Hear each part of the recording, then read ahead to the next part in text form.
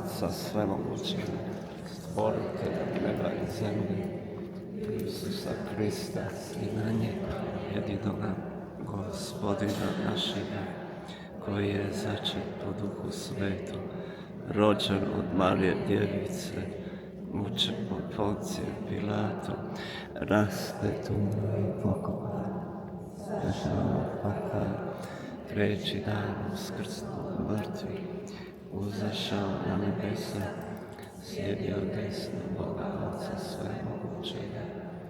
On će doći suditi žive i mrtve.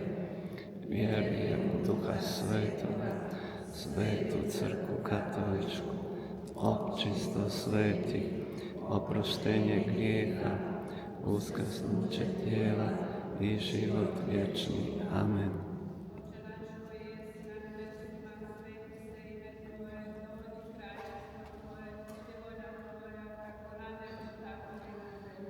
Kruh naš svakdani daj nam danas i otpusti nam dugove naše, kako i mi otpuštamo dužnicima našim.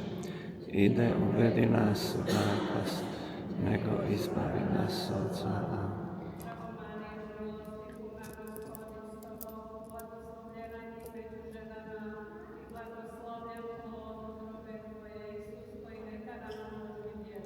Sveta Marijo, Majko Božja, moli za nas grešnike, sada i na času smrti naše. Amen.